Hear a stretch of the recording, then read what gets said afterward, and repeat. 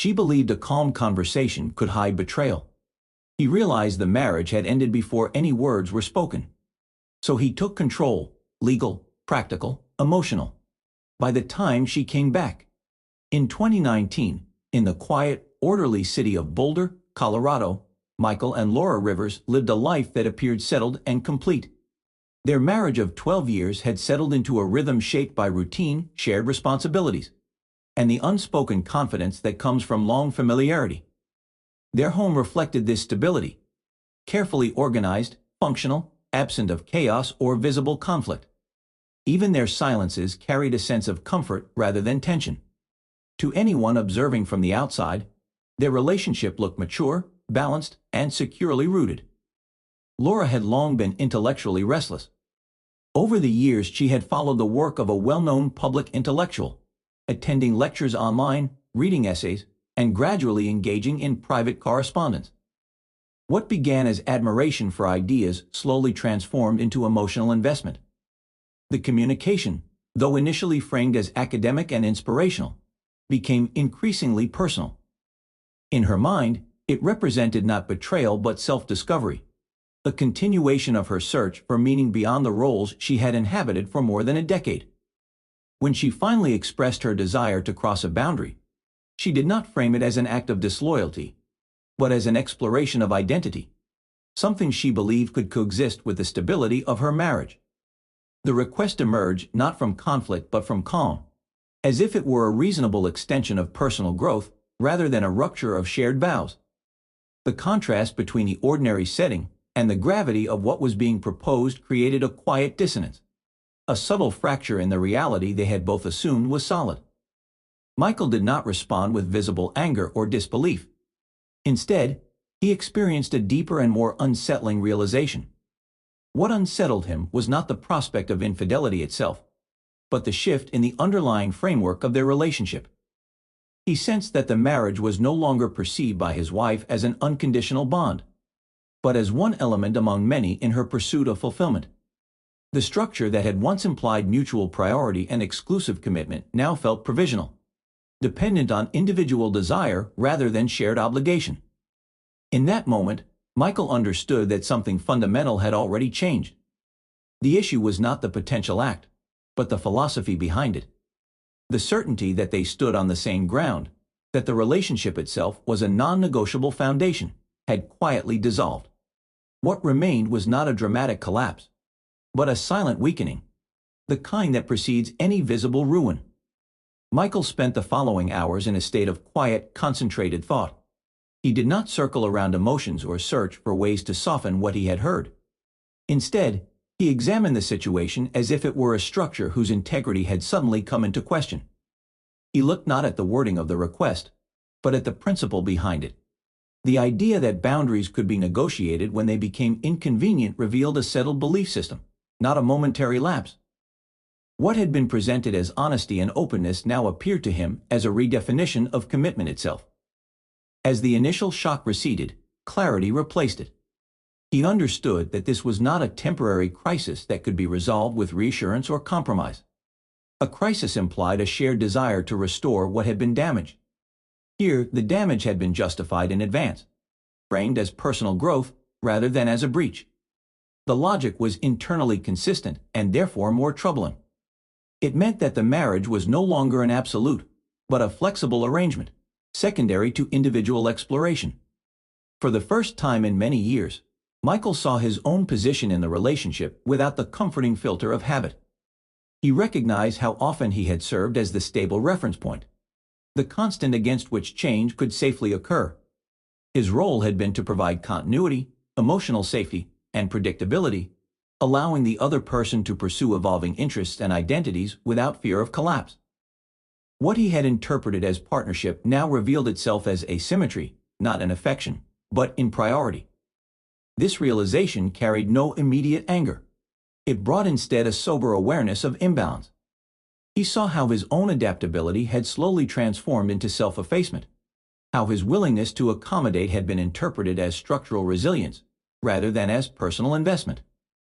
The relationship had come to rely on his steadiness as a background condition, something assumed rather than reciprocated. In this internal reckoning, a boundary quietly formed. He understood that remaining in such a configuration would require him to accept a diminished position, to consent to being a permanent support rather than an equal center of gravity. The cost of staying would not be a single act of forgiveness, but an ongoing erosion of self-respect, a normalization of conditional loyalty. No practical decisions were made at that moment. He did not plan, calculate, or prepare. Yet something more fundamental occurred. His emotional alignment shifted. The sense of belonging that had once anchored him to the idea of us loosened, replaced by an emerging loyalty to his own integrity. Without drama or declaration, he withdrew inwardly from the marriage, recognizing that the bond he had believed unbreakable had already been conceptually redefined by the other side. What remained was a quiet, irreversible understanding. A union that required the suspension of personal dignity in order to survive was no longer a union, but a compromise of the self. Michael moved into a phase of quiet, deliberate organization. While Laura focused on the anticipation of her upcoming trip and the emotional significance she attached to it, he redirected his attention to matters that required precision rather than interpretation. His response was not driven by urgency, but by a controlled need for clarity and structure. He approached the situation as he would a complex professional task, breaking it down into components that could be understood, assessed, and resolved. He sought legal counsel in Denver, selecting a firm known for its discretion and efficiency. The meetings were factual, focused on timelines, procedures, and the legal architecture of marital dissolution in Colorado. He listened carefully, asked specific questions, and took detailed notes. The process was stripped of drama. It was presented to him as a sequence of steps, each with defined consequences, and he absorbed this framework with a calm attentiveness. Understanding the law provided him with a sense of orientation in a situation that otherwise carried emotional uncertainty. At home, he reviewed financial records with the same methodical approach. Bank statements, investment accounts, retirement plans, and tax documents were examined not out of suspicion, but out of the necessity to know precisely what existed and how it was structured.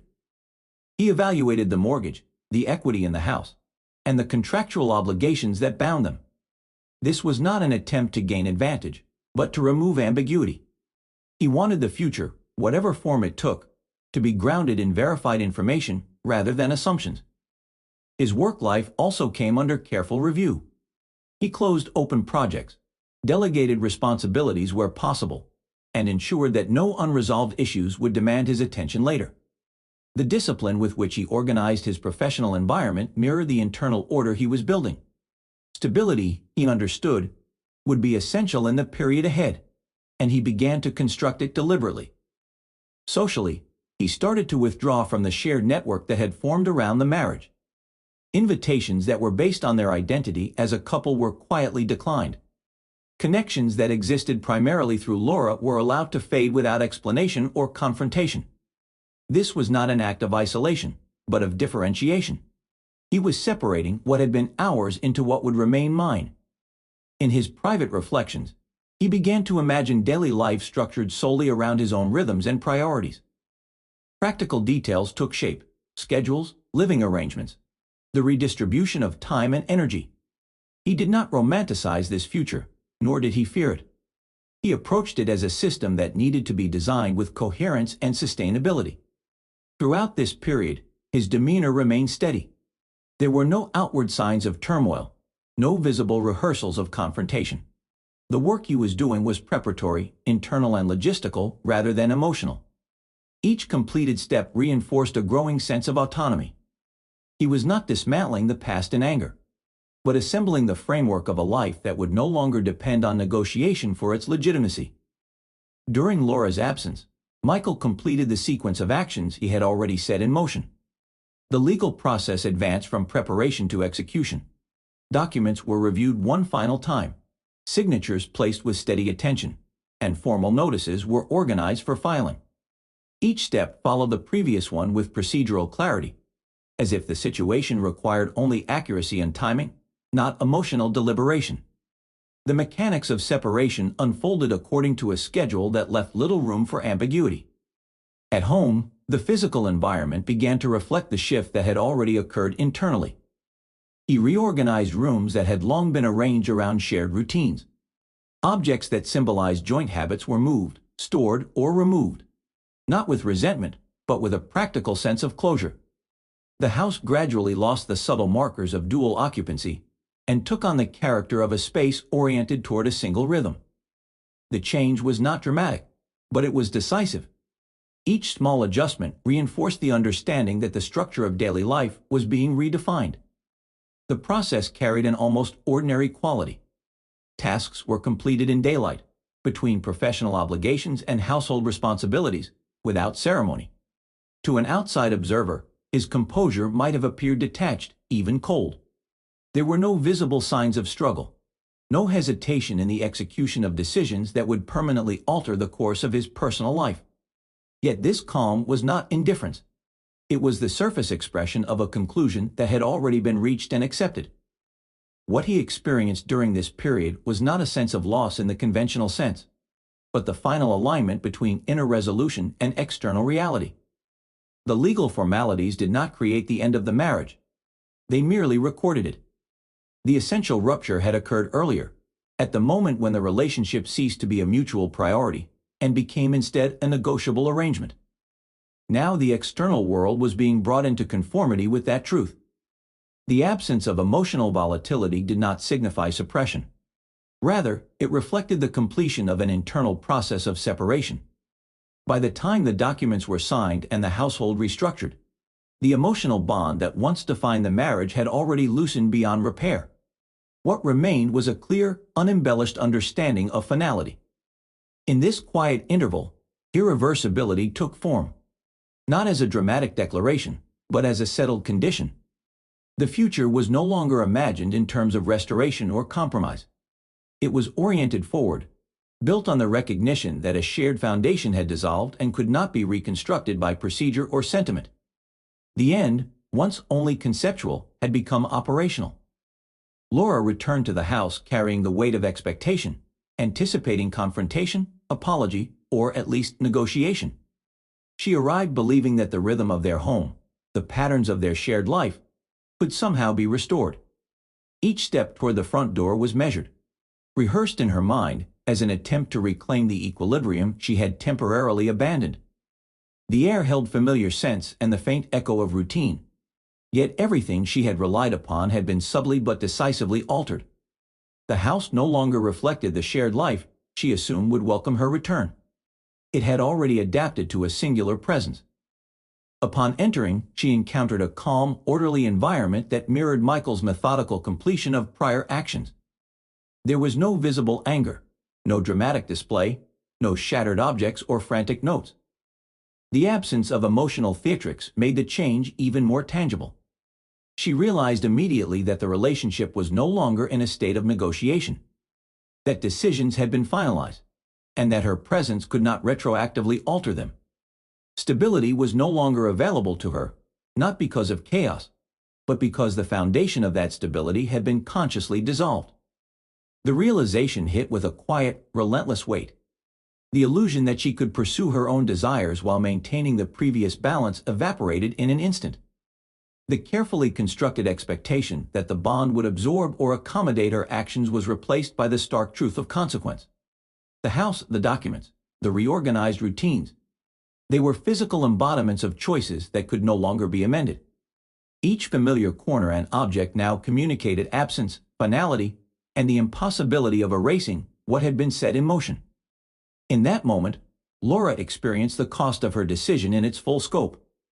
The intellectual framing she had used to justify her actions could not shield her from the impact of irreversibility.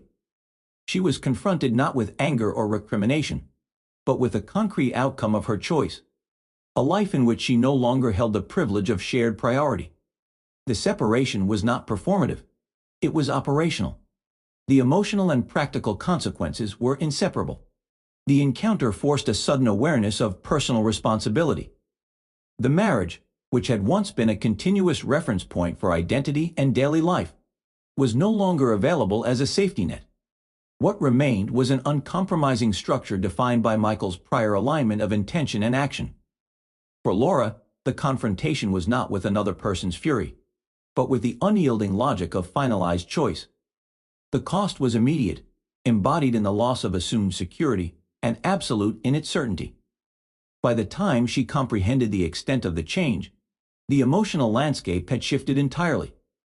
There was no argument to be had, no room for negotiation, only the cold, undeniable consequences of an irrevocable path. The past existed only as a series of memories, unable to reclaim authority over the present. The reality of her situation, stark and unavoidable, settled around her like the walls of the house she could no longer inhabit as a partner, leaving her to reckon with the price of a decision that had seemed transient, but had permanently redefined her life. Months passed, and Michael settled into a life that, while altered, carried a steady rhythm. The routines of shared domesticity faded into memory, replaced by schedules he shaped entirely for himself. He re-examined professional ambitions long postponed, expanding connections within his field, and exploring opportunities that had once seemed peripheral. Work became a source of focus and accomplishment, offering a structured engagement that reflected his renewed sense of agency. The familiar cadence of meetings, reports, and projects grounded him, providing a framework in which he could operate without compromise or negotiation. He also reclaimed personal interests that had been set aside during years of adaptation to another's desires. Photography trips to the surrounding mountains became regular excursions, each outing a deliberate immersion in a world defined by his own choices. Books collected dust no longer, and the reading he pursued was for curiosity and pleasure, not social alignment or shared preference. Physical activity, long relegated to secondary importance, returned as a routine that reinforced both strength and focus. Each element of his daily life was selected, organized, and experienced as a reflection of his own priorities. Social connections evolved organically. Friends who had been peripheral or previously neglected were reintegrated into his life on terms that reflected mutual interest and enjoyment. Occasional gatherings, dinners, and shared hobbies were chosen without expectation or obligation.